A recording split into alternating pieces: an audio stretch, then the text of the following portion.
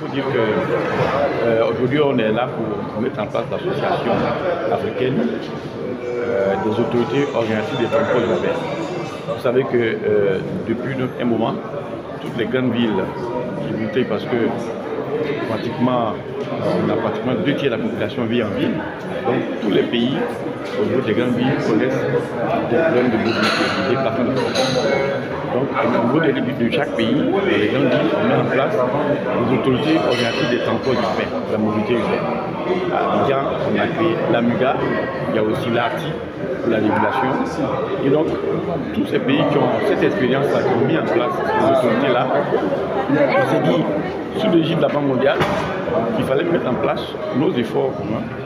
Donc, créer une association de toutes ces autorités-là pour que nous puissions travailler ensemble et profiter des bonnes pratiques, des expériences qui sont faites dans chaque pays. Vous savez que le problème important de la mobilité, il y a bien sûr tout ce qui est organisation.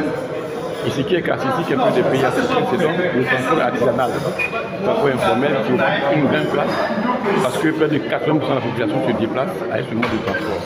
Donc tous les pays africains partagent un peu cette expérience-là, ce contexte-là. Donc, en créant une association, en mutualisant un peu nos efforts, en échangeant sur comment est-ce que dans tel pays on a traité telle question, ça nous permet d'éviter les erreurs commises par-ci par-là, et donc d'utiliser les bonnes pratiques pour avancer sur les questions de mobilité, en termes d'organisation de transport, en termes de financement, en termes de gestion du couple urbanisme-transport, parce que tout ce qui est aménagement urbain qui est fait, il faut intégrer la dimension transport.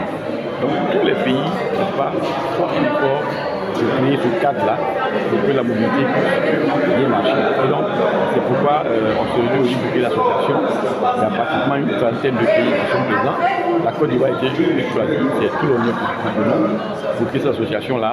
Et donc, son rôle, ça sera vraiment, dans un premier temps, de nous concerter, créer un cadre de concertation pour que chacun puisse exposer comment est traité tel problème dans son pays et comment les autres aussi peuvent en bénéficier.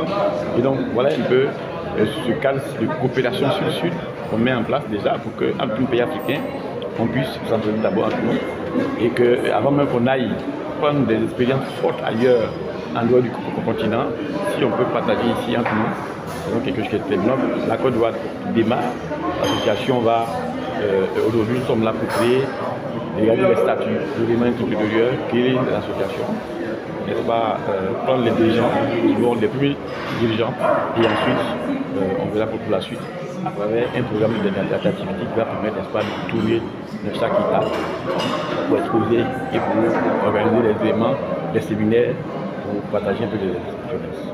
On a tous pris conscience, on est tous conscients de ce que le continent s'urbanise de plus en plus. Aujourd'hui, plus de 50% de la population africaine vivent en ville. Cela crée des pressions importantes au point de vue, mais surtout au niveau des transports, sur les questions de mobilité. Si je prends ce qui nous concerne, la ville d'Abidjan, vous êtes tous témoins. Malgré les efforts qui sont importants, qui sont consentis par le gouvernement, sur la vision du président de la République, en infrastructure, la question de mobilité demeure des questions aujourd'hui qui sont prioritaires pour les Abidjanais. C'est les embouteillages, c'est le manque, l'insuffisance du transport public de masse, c'est le changement de coût de transport, et puis c'est la multiplicité des acteurs, districts, mairies, gouvernements, syndicats, ainsi de suite, ainsi de suite. Pour mettre de l'ordre un peu dans tout cela, le gouvernement a mis en place des autorités. Ici en Côte d'Ivoire, c'est le cas dans beaucoup de pays qui sont des autorités pour mieux gérer la mobilité, planifier, gérer la mobilité. Et c'est bon que l'ensemble de ces autorités commencent à fleurir sur le continent puissent s'organiser. Donc la Banque mondiale a bien voulu les réunir ici à Abidjan, à l'Assemblée générale, pour créer une institution, une association devant leur permettre de mutualiser les expériences. Moi, je suis très heureux. Donc, Abidjan accueille cet événement. C'est une reconnaissance aussi de tous les efforts qui sont faits par le président, par le gouvernement en ce qui concerne la mobilité. Les uns et les autres sont séduits par tous les chantiers qui sont en cours à Abidjan, mais également par le déploiement du transport public dans les grandes villes de l'intérieur, qui est rare sur le continent.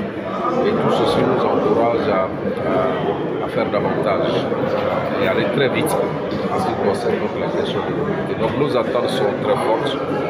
On a besoin de savoir comment ceci est géré dans des pays comme l'Égypte avec le Caire, qui a 15 millions d'habitants. Comment cela est géré également dans des villes comme Lagos, qui sont des villes extrêmement peuplées, en sachant qu'à l'horizon 2050, plus de 60% des Ivoiriens, de la population ivoirienne vivront donc dans les villes. Donc ça mettra encore beaucoup plus de pression. Vous avez parlé du problème du financement. Il y a des endroits où ça marche très bien. Vous savez, un des rôles du gouvernement, c'est de faire en sorte que nos concitoyens puissent se déplacer dans des moyens de transport sûrs, sécurisés, à moindre coût. Le transport bénéficie partout au monde de soutien du gouvernement. Il faut du social. Donc, les réflexions sont en cours, aussi bien ici en Côte d'Ivoire. Je voulais indiquer que le gouvernement a décidé de la mise en place d'un mécanisme de financement du transport de façon globale sur la Côte d'Ivoire. Et nous allons faire une étude là-dessus et avec les acteurs et les ministères concernés, faire une proposition au gouvernement pour ce qui concerne le financement. Il y a trop de prélèvements au transport, collectivités décentralisées, État, syndicats, il y en a trop. Si on met tous nos efforts ensemble, on va être beaucoup plus performants. Cela s'est fait dans d'autres pays. On va faire ce partage d'expérience et puis essayer de faire en sorte que tout le monde puisse en sortir, mais que cela soit au bénéfice de l'ensemble de la population.